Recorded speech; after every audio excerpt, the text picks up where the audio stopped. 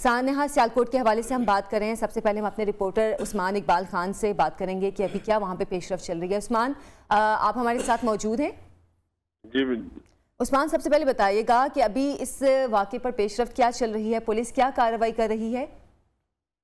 अजी देखिए, पुलिस ने तो पूरी तौर पे कार्रवाई करते हुए जो है 100 से जायद मुल्जिमान को गिरफ्तार कर लिया था, जिनमें से 13 जो मुल्जिमान हैं उनको मरकजी मुल्जिम जो है वो डिक्लेयर किया गया है। उन तीनों मुल्जिमान 13 मुल्जिमान को जो है वो कल इलाका मजिस्ट्रेट की अदालत में पेश भी किया गया था और वहां से उनका रिमांड लिया गया था और आज उनको इंसदाद दहशतगर्दी की अदालत गुजरांवाला में जो है वो पेश किया जाएगा, जहां पर 780A की जो तहत मुकदमा जो है वो इंसदाद दहशतगर्दी की अदालत में ज़ेर समाअत होगा। अच्छा, तो ये बताएगा उस्मान के पुलिस के हवाले से क्या मालूमात हैं कि जब ये वाक़या पेश आया था पुलिस ने कितनी देर बाद रिस्पॉन्ड किया था? क्योंकि जो आईजी पंजाब है उनकी जानिब से भी कहा गया था कि इसमें पुलिस की कोई नाअहली या कोताही नहीं है, क्योंकि ये वाक़या 10 बजे के करीब शुरू हुआ और 11 बज के कुछ मिनट पे जो वो शख्स अपना था उसको कत्ल कर दिया गया था। लेकिन जी ये जो रिपोर्ट पेश की गई है उसके मुताबिक जो है वो मारपीट का वाकया 11 बजे शुरू हुआ। अच्छा। फैक्ट्री के जो अपने वर्कर थे वो भी इकट्ठे हो चुके थे और इर्द गिर्द की फैक्ट्रियों के लोग भी इकट्ठे हो चुके थे, गांव के लोग भी इकट्ठे हो चुके थे। एक बहुत बड़ा हजूम जो है वो जो सैकड़ों और हजारों लोगों का हजूम था वो रोड पर जमा था, जिसकी वजह से ट्रैफिक भी ब्लॉक थी, रास्ते बंद थे। 11 बजे के करीब ये मारपीट का वाकया शुरू हुआ। 11:25 पर पुलिस जो है वो मौके पर पहुंच चुकी थी। लेकिन मैं आपको बताता चलूं कि इसी पुलिस की कारकर्दगी के हवाले से भारतीय रियासत केरला के जो रिटायर्ड डीजीपी हैं डॉक्टर NC अस्थाना ने जो है वो अपने ट्वीट में सियालकोट पुलिस की तारीफ भी की है और उन्होंने उनका कहना है कि इस तरह से पुलिस की कार्रवाई करना, 100 से जायद लोगों को गिरफ्तार करना, उनके खिलाफ संगीन दफात के तहत मुकदमा दर्ज करना जो है ये काबिल सिताइश है और जो है वो पुलिस की शानदार कारकर्दगी है। पुलिस ने अपनी जिम्मेदारियां जो है इस मामले में पूरी की हैं। मुजाहरा नहीं किया। प्रियनाथा कुमारा के हवाले से अगर आपसे पूछें कि वहाँ यहाँ पाकिस्तान में सियालकोट में उनकी रिहाइश कहाँ पर मौजूद थी, क्या फैक्ट्री के पास ही थी और अकेले रहते थे या उनके साथ कोई और भी रहता था, इस हवाले से भी जरा बताइएगा। देखिए जी, प्रियंथा कुमारा जो थे वो 2010 में जो है वो पाकिस्तान आए थे। उन्होंने लाहौर और फैसलाबाद में मुख्तलिफ फैक्ट्रीज में काम किया था। अच्छा। वो प्रोडक्शन इंजीनियर के जो इंजीनियरिंग उन्होंने कर रखी थी और 2013 से वो इस फैक्ट्री में बतौर जो है वो प्रोडक्शन मैनेजर काम कर रहे थे। सियालकोट में रिहाइश पजीर थे और अकेले ही रिहाइश पजीर थे। अच्छा। उनकी फैमिली जो है वो श्रीलंका में मुकीम थी। प्रियंथा कुमारा जो है वो सियालकोट में रिहाइश पजीर थे और जो है वो इसी फैक्ट्री में 2013 से जो है वो अपनी खिदमत सर अंजाम दे रहे थे। अच्छा, तो उस्मान जो वीडियो रिलीज हुई है उसमें एक शख्स वो गालिबन वहाँ फैक्ट्री का असिस्टेंट मैनेजर हैं या जो भी हैं, उनके हवाले से भी ये खबरें सामने आ रही थी कि उनको वज़ीर आज़म की जानिब से तमगा शुजात से भी नवाजा जाएगा। उनके हवाले से बताएगा, उनका भी कोई बयान सामने आया है, उन्होंने क्या कहा? देखें जी, आयशा, जहाँ पर सफाक वर्कर्स मौजूद थे वहीं भी उनके दरमियान एक ऐसा वर्कर भी मौजूद था जिसका नाम मलक अदनान है, जो इंसानियत और रहम दिली की एक मिसाल उसने कायम की है। वो इस हजूम से जो है वो हाथ जोड़कर इल्तिजाएं करता रहा, माफिया मांगता रहा और प्रियंथा कुमारा के हवाले से उनको कहता रहा कि अगर इसने कोई गलती की है तो हम पुलिस को बुलाते हैं, इसको पुलिस के हवाले करेंगे।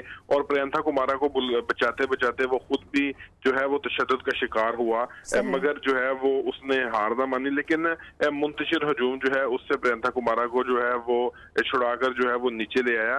उनके लिए वज़ीर आज़म पाकिस्तान ने मलक अदनान के लिए जो इस फैक्ट्री के किसी और शोबे के मैनेजर हैं उनके लिए तमगा शुजात का भी जो है वो ऐलान किया गया है। गुज़श्ता रोज उन्होंने मीडिया से गुफ्तगू की है और उन्होंने सारे हालात बताए हैं, जिससे अब सूरत काफी हद तक जो है वो वाज़ेह हो चुकी है।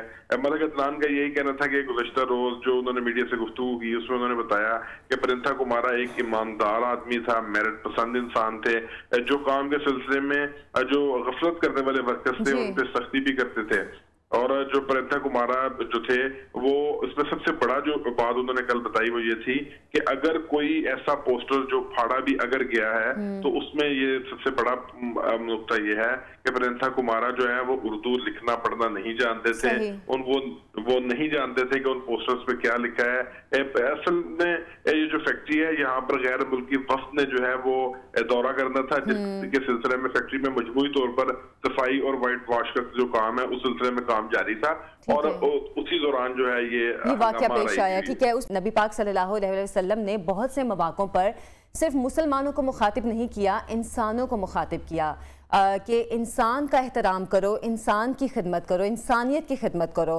खुतबा हुज्जतुल विदा जो था उस हवाले से हम बात करेंगे कि नबी पाक सल्लल्लाहु अलैहि वसल्लम ने इंसानियत को किस तरह मुखातिब किया और क्या क्या अहकामात दिए, क्या क्या करने पर जोर दिया। साथ ही साथ हम बात करेंगे ऑनलाइन बिज़नेस के हवाले से कि ऑनलाइन बिज़नेस किस तरह ग्रो कर रहा है, इसमें क्या फ़ायदे हैं, किस तरह आप कर सकते हैं। और जो एक और अहम इशू है, इस हवाले से भी हम आपको बताएं कि विहाड़ी में नामालूम अफराद ने कायदे आज़म का मुजस्मा वहाँ पर था, उस पर से ऐनक चोरी कर ली है। देखें कितनी ये फिर बात आ जाती है इंसानियत की कि हम इंसानियत के लिहाज से कितने कमतर होते जा रहे हैं कि हम किन चीज़ों को चोरी कर रहे हैं, हम क्या कर रहे हैं। एक अफसोसनाक खबर और भी है कि एक असिस्टेंट कमिश्नर है झंग के, उनको उनके रिश्तेदारों ने कत्ल कर दिया। कत्ल की वजूहात क्या थी, हसद था, जलन था, क्या ये तमाम तर मामला थे, इस हवाले से हम बात करेंगे। अच्छा, कुछ वाक़यात ऐसे होते हैं कि जो हमारे दिलों पर नक्श हो जाते हैं। अगर हम बात करें पाकिस्तान में जो हालिया दिनों में मामला चल रहे हैं, ख़ास तौर पर महंगाई की वजह से लोग परेशान हैं, कुछ और चीज़ों की वजह से लोग परेशान हैं, कुछ चीज़ें बीच में ऐसे मामलात निकल आते हैं कि जो हमें भूलते नहीं हैं। कुछ साल पहले जब सियालकोट में एक वाक़या पेश आया था, 2 भाइयों का कत्ल हुआ था, वो वाक़या आज भी हम सब के दिलों पे और दिमागों पे नक्श है।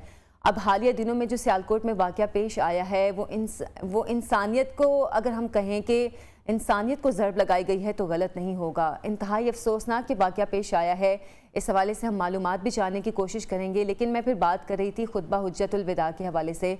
नबी पाक सल्लल्लाहु अलैहि वसल्लम ने अपने आखिरी खुतबे में जो फरमाया था, इस हवाले से हम अलामा साहब से रहनुमाई लेंगे कि नबी पाक सल्लल्लाहु अलैहि वसल्लम ने इंसानियत को मुखातिब करके क्या पैगाम दिया था, क्या दर्स दिया था। लेकिन मैं इस हवाले से आपको ये भी बताना चाहूँगी कि रसूल पाक सल्लल्लाहु अलैहि वसल्लम के सामने जब उनके महबूब चचा को, हज़रत हमज़ा को शहीद किया गया था, उनके जिस्म के टुकड़े किए गए थे, और जब वही शख्स जिसने उनको कत्ल किया था वो कबूल इस्लाम के लिए आया था, तो नबी पाक सल्लल्लाहु अलैहि वसल्लम ने उसको माफ़ कर दिया था। और फ़तह मक्का के मौके पर ख़ास तौर पे, फ़तह मक्का वो दिन था कि जब नबी पाक सल्लल्लाहु अलैहि वसल्लम के पास इस चीज़ का इख्तियार था कि वो जो चाहते करते, जिन लोगों ने उनके साथ ज़्यादतियाँ की थी उनको उसकी सज़ा भी दे सकते थे।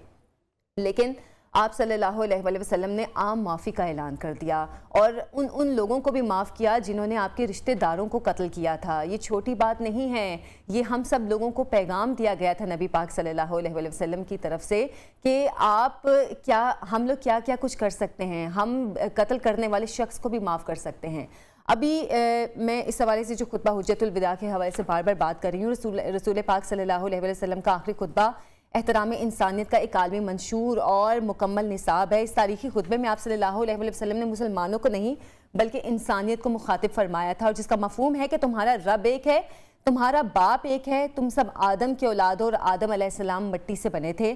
आप सल्लल्लाहु अलैहि वसल्लम ने इंसानियत का एहतराम हम सबको सिखाया है कि अच्छे अंदाज से सबके साथ मिलें, गुफ्तगू अच्छी करें, दूसरों को अपने शर से बचने की तलकीन की नबी पाक सल्लल्लाहु अलैहि वसल्लम ने। और अक्सर जगहों पे ये दुआ भी आती है कि जिसमें अल्लाह ताला से हम ये दुआ करते हैं कि हमारे शर से लोगों को बचाएं अल्लाह ताला, और ये दुआ हमें यकीनन अपनी रोज़मर्रा की जो ज़िंदगी है उसमें शामिल करनी चाहिए।